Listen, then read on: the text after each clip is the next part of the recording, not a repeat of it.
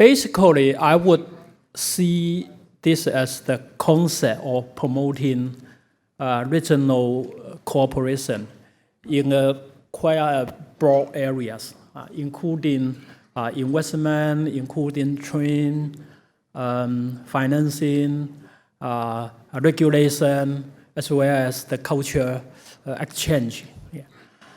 I think the initiative will also inspire China to work together with the foreign countries to build economic corridors to link the China with Middle Asia, West Asia, Southeast Asia, East Europe and West Europe together, to modelize the so-called Eurasian land bridge.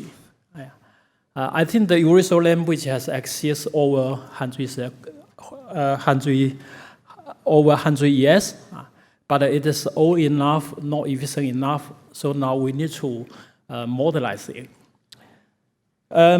Over the past 2 years, there are actually a lot of work has been done related to Belt and Road. Yeah, first I would see is about the infrastructure investment. Now there has 3 high-speed rail line has been under planning and construction. I actually just imagine, especially the high-speed rail to link the Beijing with the London. So I actually just imagine maybe someday we can take the high-speed rail from Hong Kong to get to London. So how nomadic we are, if that is really happening someday. Yeah. We also have a high-speed rail to link Singapore to the Kunming cities of China. All those are, I'm confident would be done in someday in the future. The second is the construction of the strategic ports, which would be a little bit different from the traditional one. What is the strategic port? I think the Garda port of the Pakistan would be a model of the strategic port in the future. As you might know, China actually has get the operation franchise of Garda port for 43 years. So it is expected China will put great effort and resources to turn the Garda port as I think small fishing port in the old day into a modern hub of trade and logistics center. Yeah. So after the completion of construction, yeah, I can imagine the function of the Garda port is not just limit on the container process in and out, but it will also engage a lot of high value added manufacturing activity there. So the Garda port is very likely to become, I think, a distribution center, logistics center of the India Ocean. As the program of the Belt and Road, we actually need many more the strategic port like the Garda. The third one would be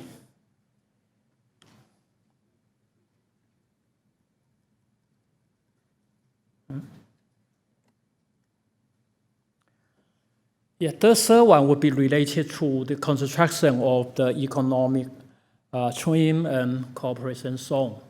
This is actually an industrial part. I can say that China actually keep quite low key on that kind of job, but it actually has invest and operate over 120 industrial parks overseas, and most of them are located in the countries along Belt and Road.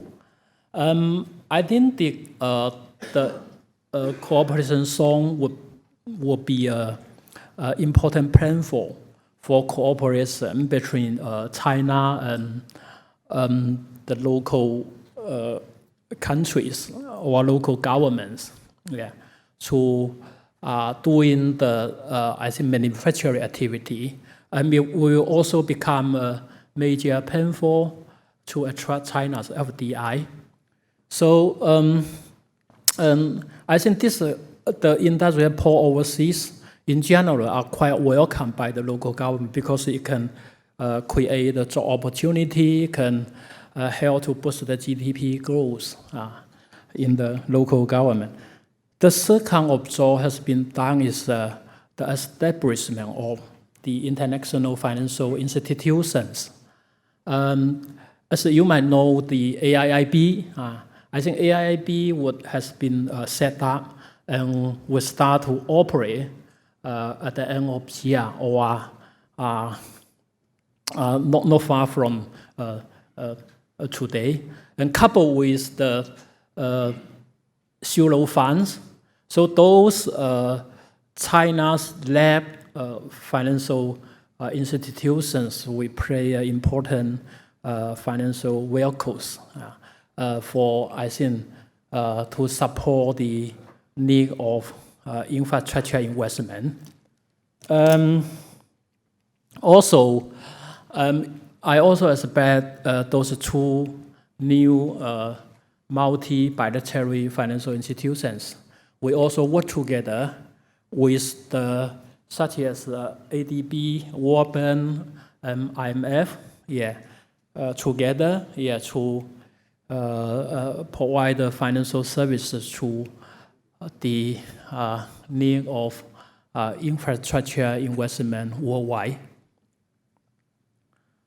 When I review the what has been done, so many works has been done just for within 2 years, I personally actually quite very impressive and very appreciate on China's efficiency in decision making and decision implementation. So I believe all those jobs has been done will lay on the foundations for the further development of the Belt and Road.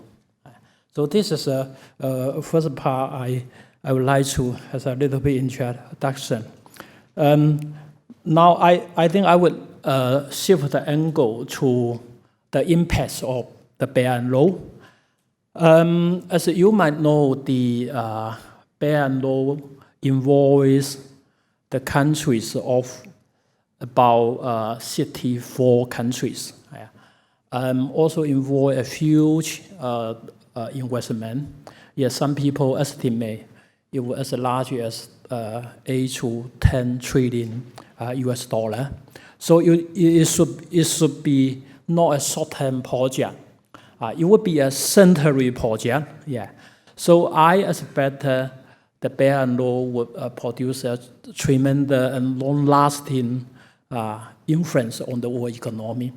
In the short term, the first I can see is it can help to boost world economic recovery, regional economic growth. We, as you might know, the U.S.-led Western country has kept the industry, I think, at the zero level for over 6 years. But the economic recovery is still so weak. So this has shown actually today's economic growth or economic recovery actually has nothing to do with the monetary policy. So what we need today is investment in the real economy. I think that the Belt and Road is the concept or the major power Belt and Road is related to the direct investment in the infrastructure to improve the infrastructure. So I think it really can address the need of the world economy today. The second is I see it can, of course, can improve the regional infrastructure and put in place the efficient network of the land, sea, and passengers together. Yeah. And this can, I think, tremendously reduce the cost of doing business and promote the regional trade and logistics. Yeah. So I believe when our infrastructure being improved, yeah, and we still have more business to do. Yeah.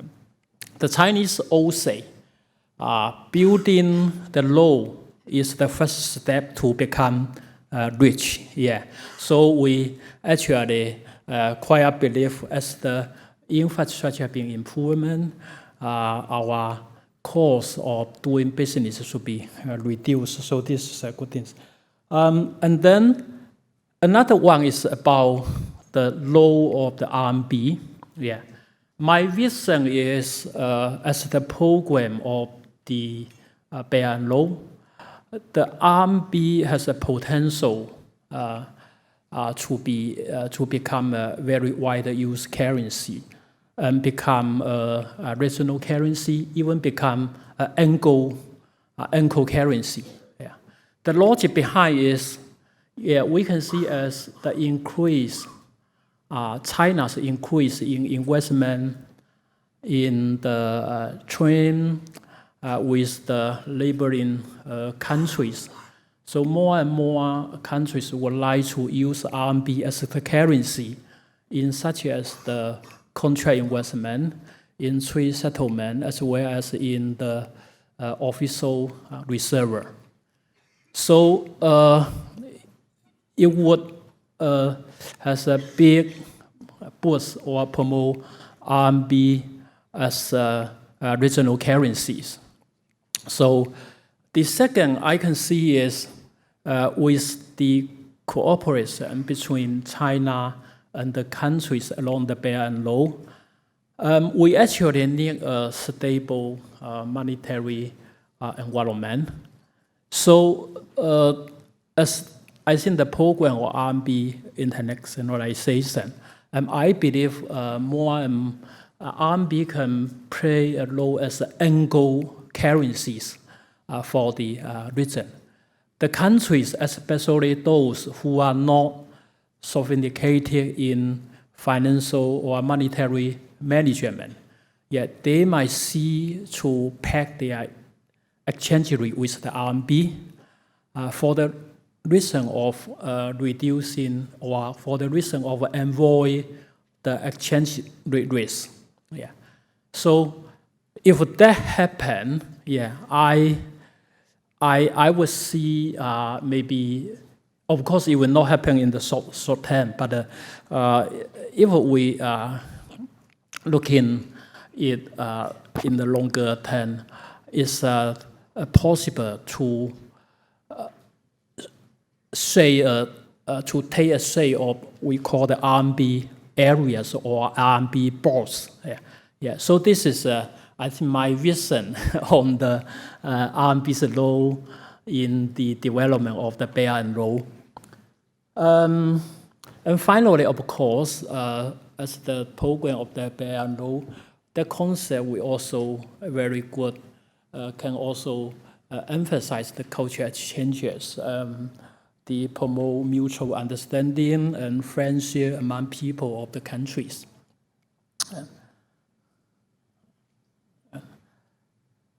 Of course, I would also like to point out there are actually a lot of challenges or obstacles ahead of the development of the Belt and Road. The first we can see is because it involves so many countries. So their political system, they are very different in the political system, legal system, financial regulation, operation. So I think the business model will be also very different from traditional one. So how to overcome those difference or obstacles? So this is also quite challenges for us. Especially, I will point out is the Belt and Road is related to the Middle Asia and West Asia. So the culture is, there's also the culture and religion background is also very different. I think all those are quite challenges for the I think the global cooperation. So this is a very, very complicated cooperation systems. Yeah. So finally, I think before I shut up, I'm going to shut up. Before I start, I would like to say a few words about Hong Kong's role in the Belt and Road. As you might know, I think Hong Kong is the world city, right? It's the international financial center, and also a home for the regional headquarters of many multi-corporations. So we actually has a lot of talents and experience to provide the all-round financial services to the development of the Belt and Road. The sample is such as the AIIB. The seed capital of AIIB is only only $100 billion, but it need to finance the projects estimate over $6 trillion. Yeah. So I think the seed capital is, of course, is far behind the need of the infrastructure financing. So I think Hong Kong is an ideal place for the AIIB to raise the fund here. Besides the financial services, Hong Kong actually is also very good in the management. So we might not directly to participate in the construction of the high-speed rail, but we actually has very good talent to manage the operation of the high-speed rail or other infrastructure in the future. So I believe the opportunities of the Belt and Road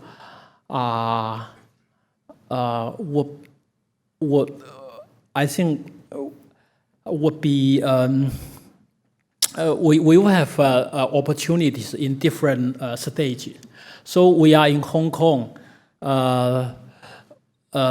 are quite focused on to identify what is the opportunity belonging to the short term, what is the opportunity in the long run. Yeah.